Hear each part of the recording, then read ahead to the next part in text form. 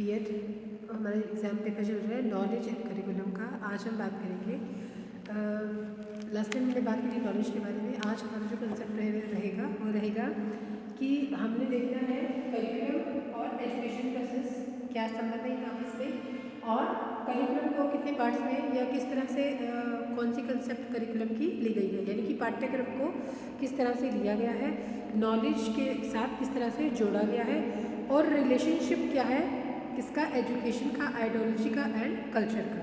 ठीक है जी। तो अब हम बात करते हैं। देखिए, शिक्षा जो है उसके महत्वपूर्ण घटक क्या है। धर्म हो गया, विश्वास होगा, विचारधारा होगी, और लोगों की संस्कृति और अभ्यास हो गया। तो इसकी 3 भूमिकाएं हैं। नंबर 1 संस्कृति का संरक्षण करना, दूसरा है भावी पीढ़ी को संस्कृति का हस्तांतरण करना। मेन संस्कृति को फर्स्ट ऑफ ऑल आ जाएगा हमारा संस्कृति को संभाल के रखना, यानी कि उसका संरक्षण करना, उसकी रक्षा करना। देन उसको बढ़ाना, आगे की ओर बढ़ाना, उसका हस्तांतरण करना, एक पीढ़ी से लेकर दूसरी पीढ़ी की ओर उसको हस्तांतरण करना। उसके बाद है उसको बनाए रखना, संस्कृति को परिष्कृत करना। तो अंधविश्वास क्या है, अंधविश्वास और रूढ़वादी सोच को बदलना और नवीन मूल्यों, आदर्शों, विचारों को संस्कृति में सम्मिलित करना। क्या करना है हमने, जो ओल्ड कंसेप्ट है, नैरो कंसेप्ट है, उनको छोड़ देना है और नए विचारों को, नई आइडियोलॉजी को, मॉडर्न कंसेप्ट को और इसके अंदर विचारों को, आदर्शों को, मूल्यों को संस्कृति के अंदर स्थापित करना है, उसको इन्वॉल्व करना है। तो वास्तव में जो संस्कृति है वो अभ्यास और इनके मूल्य जो है विद्यालय कहाँ पे होते हैं, ये सब विद्यालय में होता है, महाविद्यालय में, यूनिवर्सिटीज़ में हो गया, और विश्वविद्यालय के अंदर, कॉलेजेस में हो गया, विद्यालय में हो गया, और यूनिवर्सिटीज़ के हो गया, अंदर हो गया, और एजुकेशन इंस्टीट्यूशन के अंदर ये जो सब जो है मूल्य है, नॉलेज है, और क्या है हमारी संस्कृति है, इसको देखा जाता है। यानी कि इसका जो है इसको बढ़ाने का जो माध्यम कह सकते हैं, या एक्सचेंज हम करते हैं एक पीढ़ी से दूसरी, उसके लिए जो एजुकेशन इंस्टीट्यूशंस हैं वो अपना रोल प्ले करती हैं। ठीक है। तो उनमें क्या हो गया, हमारे स्कूल हो गए, कॉलेज हो गई, यूनिवर्सिटी हो गई, और महाविद्यालय हो गए, विद्यालय हो गए। तो इसमें क्या किया जाता है, शैक्षिक कार्यक्रम हम लोग करते हैं। शैक्षिक कार्यक्रम के दौरान जो है इस विषय वस्तु को, इस पाठ्य वस्तु को या नई चीज़ों को, नए जो वैल्यूज़ है, आदर्श है, आइडियोलॉजी है, बच्चों के अंदर उसको भेजा जाता है, यानी उनको इन चीज़ों के बारे में नॉलेज दी जाती है, ज्ञान प्रदान किया जाता है। विद्यार्थियों को जो है आधुनिक ज्ञान मिले और आध्यात्मिक और दैविक संस्कृति के साथ जुड़ा हुआ हो। पाठ्यक्रम के निश्चित उद्देश्यों को प्राप्त करने के लिए शिक्षा जो है बहुत महत्वपूर्ण साधन है। यहाँ पर क्या है, कुछ परिभाषाएं दी गई हैं और संबंध को व्यक्त करती हैं, बताती हैं कि पाठ्यक्रम क्या है और किस तरह से क्या है अध्यापक पाठ्यक्रम का निर्माण करते हुए इसकी संरचना, प्राकृतिक लक्ष्य और शिक्षा के उद्देश्यों को ध्यान में रखें, और जिससे कि संपूर्ण जीवन और आत्मा जो है परिपूर्ण हो सके। ठीक है जी। ये हो गया हमारा संस्कृति को हमने जो है अपने करिकुलम के अंदर बच्चों को इसकी नॉलेज देनी है, पाठ्यक्रम के अंदर इसको इन्वॉल्व करना है, इन मूल्यों को, इन वैल्यूज़ को बच्चों को बताना है। उसके बाद आता है पाठ्यक्रम की नेचर क्या है, यानी कि इसकी प्रकृति क्या होनी चाहिए। पाठ्यक्रम क्या करता है, विद्यार्थियों की जो क्रियाएं हैं उनका संपूर्ण योग है। जो एक्टिविटीज़ स्कूल टाइम में या इंस्टीट्यूशन में या कहीं पर भी कर रहे हैं फुल टाइम, उन एक्टिविटीज़ को जो है कंबाइन करके हम क्या बनाते हैं, पाठ्यक्रम बनाते हैं, जो कि क्या है स्कूल के द्वारा निर्धारित किया जाता है और जो है उद्देश्यों की प्राप्ति करने के लिए उसका प्रयोग किया जाता है, यानी कि उसके माध्यम से उद्देश्यों की प्राप्ति की जा सकती है। ठीक है। और क्या कहा जाता है, अमेरिकन एसोसिएशन ने क्या कहा है कि स्कूल जो पाठ्यक्रम है उन परिस्थितियों का योग है जिसका समर्थन अधिगम अनुभवों के लिए उचित प्रयोग किया जाता है। यानी कि इससे क्या है, जो टीचिंग लर्निंग प्रोसेस है वो बड़ा इजी हो जाता है, और जो टीचर के एक्सपीरियंस है, जो भी एक्सपीरियंसेस हैं वो बच्चों के साथ शेयर किए जाते हैं, और बच्चों को इस बारे में बताया जाता है कि आपको क्या किस तरह से अचीव करना है। पाठ्यक्रम वह है जो विद्यार्थियों, उनके माता पिता अध्यापकों के जीवन का हिस्सा बन जाता है। इसके अंतर्गत वे सभी क्रियाएं आती हैं जो विद्यार्थियों के इर्द गिर्द घूमती हैं। पाठ्यक्रम को गतिशील वातावरण के रूप में परिभाषित किया जाता है। क्या है, ओपन एरिया है, ओपन माइंडेड होना चाहिए, और गतिशील एरिया है, इसमें बच्चे अपने आप को एक्सप्लोर कर सकते हैं, नई नई चीज़ें सीख सकते हैं। अब क्या बात करते हैं, मॉडर्न कंसेप्ट ऑफ करिकुलम की क्या रहेगी हमारी, कि नेचर ऑफ करिकुलम हो गया। अब हो गया हमारा मॉडर्न कंसेप्ट ऑफ करिकुलम। ठीक है। क्या मॉडर्न कंसेप्ट क्या है, आज की जो मॉडर्न कंसेप्ट है वो क्या कहती है, किसके बारे में बात करती है कि पाठ्यक्रम में शिक्षार्थी के वे सभी अनुभव सम्मिलित हैं जिन्हें वे स्कूल दिशा निर्देशन में प्राप्त करता है। क्या कंसेप्ट है कि जो एक्सपीरियंस स्कूल के अंदर बच्चे प्राप्त करते हैं, ठीक है, उसे क्या है, क्या कहा जाता है, उसे करिकुलम कहा जाता है। ठीक है जी, क्या है, जो एक्सपीरियंस बच्चे विद्यार्थी स्कूल के इन्वायरमेंट के अंदर डायरेक्शन के थ्रू प्राप्त करते हैं उसे क्या है, मॉडर्न कंसेप्ट ऑफ करिकुलम कहा जाता है।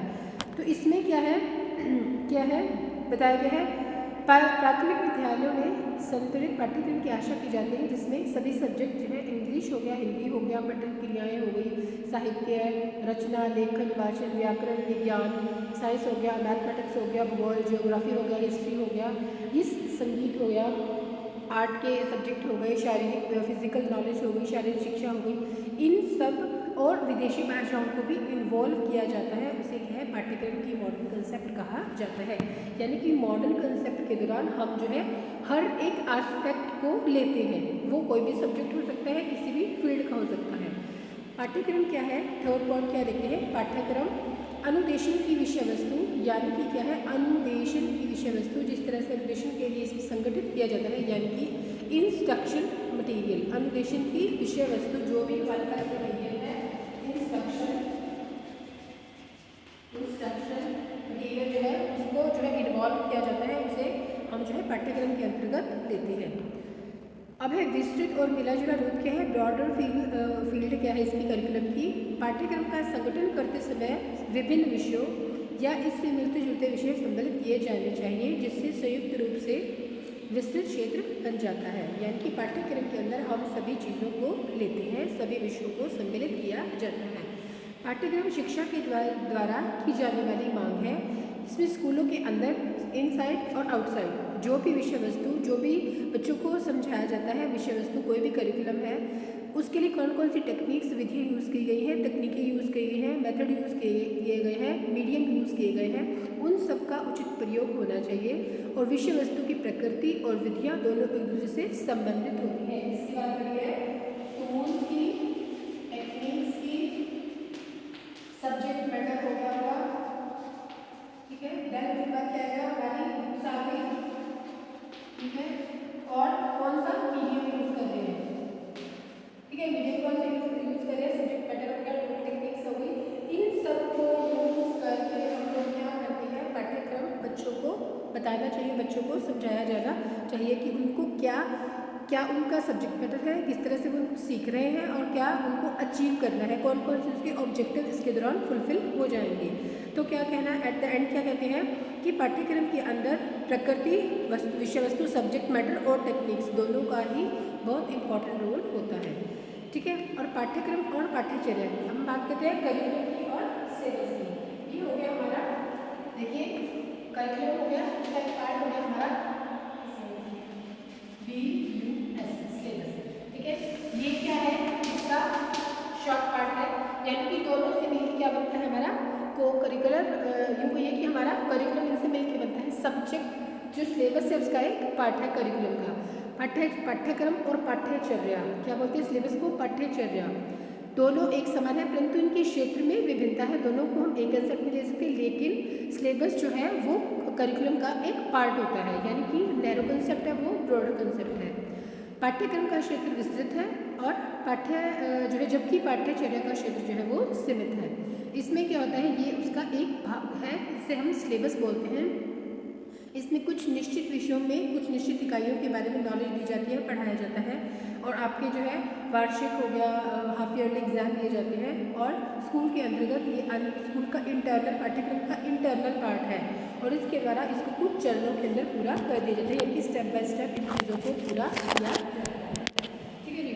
तो इसमें हम लोग क्या देखते हैं कि सिलेबस जो है वो करिकुलम का एक पार्ट है, इसका एरिया जो है वो नैरो कंसेप्ट है, जबकि करिकुलम जो है वो ब्रॉडर कंसेप्ट है और ईयरली हाफ ईयरली जो है कुछ इकाइयों को कुछ यूनिट्स दी जाती है, उनको पूरा किया जाता है, इसे हम क्या बोलते हैं करिकुलम सिलेबस बोला जाता है, ठीक है।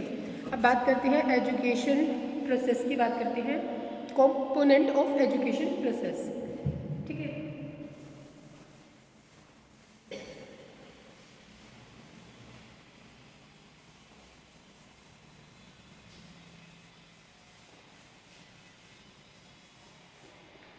देखिए एजुकेशन प्रोसेस की बात हुई तो यहाँ पर क्या हुई, हमारी एजुकेशन हो गई, एजुकेशन हो गया, एजुकेशन के लिए लिखते हैं, ठीक है। प्रोसेस के अंदर हम लोग क्या रहेगा, हमारा ऑब्जेक्टिव्स रहेंगे, हमारे ऑब्जेक्टिव क्या क्या हमारे ऑब्जेक्टिव्स हैं, हमने किन किन ऑब्जेक्टिव्स को इस दौरान फुलफिल करना है। फिर हमारा क्या रहेगा, पाठ्यक्रम रहेगा, ये हो गया हमारा करिकुलम, ये है हमारा करिकुलम, और इधर क्या रहेगा हमारा लास्ट में हमारा आता है इवैल्यूएशन, ठीक है। चलो यहाँ पे अलग से बना के देखते हैं।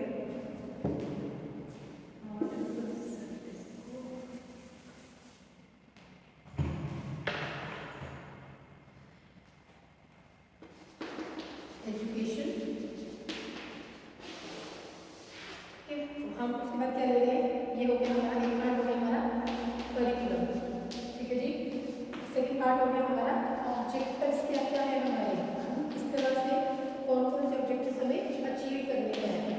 नेक्स्ट पार्ट हो गया हमारा इवैल्यूएशन, जो है प्रोसेस क्या होगा, किस तरह से हम इनका मूल्यांकन करेंगे।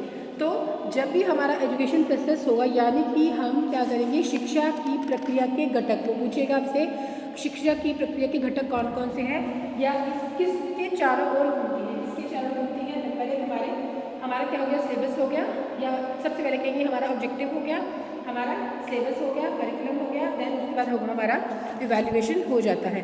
तो क्या कहेंगे, ये जो हमारा पाठ्यक्रम है, इस दौरान जो विषय वस्तु है उसके अंदर क्या क्या हमारे पास यूनिट्स हैं, क्या क्या सब यूनिट्स हैं, क्या क्या हमारे किस तरह से हमारे लेसन प्लान रहेंगे, यानी कि जो हमारा सब्जेक्ट मैटर है उस दौरान आपके लेसन प्लान, आपके यूनिट्स, लेसन प्लान हो गया, यूनिट्स हो गया, सब यूनिट्स हो गया, और किस तरह से आप इसको फ्रेम करेंगे। फिर उसके बाद आता है हमारा विषय सामग्री कौन कौन सी रहेगी, पाठ्य पुस्तकें हो गई, अभ्यास हो गया, अभ्यास पुस्तिका हो गई, और निर्देशन हो गया अध्यापक के द्वारा जो आपको गाइडेंस प्रोवाइड की जाती है। देन थर्ड नंबर पे क्या आता है हमारा अनुदेशन की टेक्निक्स कौन सी रहेंगी, कौन कौन सी टूल टेक्निक्स यूज़ करेंगे इनको अचीव करने के लिए, किसको जो हमारे ऑब्जेक्टिव्स हैं उनको हम किस तरह से अचीव कर सकते हैं। और लास्ट में आता है हमारा इवैल्यूएशन प्रोसेस कि हम किस तरह से मूल्यांकन करते हैं, ठीक है जी। ये हो गया हमारा पाठ्यक्रम के घटक या कंपोनेंट कौन कौन से हैं। आगे बात करते हैं टाइप्स ऑफ करिकुलम की। टाइप ऑफ करिकुलम कौन कौन से हैं। फर्स्ट ऑफ ऑल हो गया सब्जेक्ट मैटर, हो गया कि सब्जेक्ट सेंटर्ड हो गया, वहाँ पर क्या है विषय वस्तु को इम्पोर्टेंस दी जाती है। दूसरा एक्टिविटी बेस्ड हो गया, यानी कि क्रिया केंद्रित हो गया। थर्ड हो गया एक्सपीरियंस्ड बेस्ड, अनुभव जिसमें इम्पोर्टेंस अपने सेल्फ एक्सपीरियंस को, अनुभव को महत्वता दी जाती है। उसके बाद होगा आपका हॉरिजॉन्टल, क्षितिज हो गया, अवलंबन हो गया, और बाद में हो गया संकेंद्रित उपगम, ठीक है। तो ये है डिफरेंट टाइप्स ऑफ करिकुलम जिनके बारे में हम लोग जो है मेनली जो है हम किसके बारे में बात करते हैं, सब्जेक्ट के ऊपर बात करते हैं, या फिर एक्टिविटी बेस्ड के ऊपर बात करते हैं, प्रोजेक्ट वर्क पे बात करते हैं, या फिर एक्सपीरियंस्ड बेस्ड पे बात करते हैं। फिर लास्ट टॉपिक है जो इसके अंदर वो है हमारा एरिया वाइज करिकुलम। अब हम एरिया वाइज करिकुलम जो रहते हैं उसमें क्या है कोर करिकुलम आ गया आपके, यानी कि कौन कौन से सब्जेक्ट आप पढ़ रहे हैं। देन इलेक्टिव सब्जेक्ट आ गया, इलेक्टिव करिकुलम आ गया कि आपके जो ऐच्छिक विषय, व्यापक विषय जिनको हम बोलते हैं वो कौन कौन से हैं। देन रुचि के आधार पर वैकल्पिक पाठ्यक्रम आ गया, उसके बाद व्यापक क्षेत्र पाठ्यक्रम आ गया, और मॉडर्न कंसेप्ट आ गई पाठ्यक्रम की। इन सब के बारे में जो है हम लोग देखते हैं। मीन्स जब भी हम करिकुलम को डिसाइड करते हैं या फ्रेम करते हैं तो इन सब बातों का ध्यान विशेष तौर पे रखा जाता है, ठीक है जी। ये थी आज की हमारी कंसेप्ट जिसमें हमने देखा कि करिकुलम हमारे लिए कितना इंपॉर्टेंस है, एजुकेशन प्रोसेस क्या है, किस तरह से रोल प्ले करते हैं करिकुलम हमारे लिए, करिकुलम की कौन कौन सी डिफरेंट टाइप्स हैं।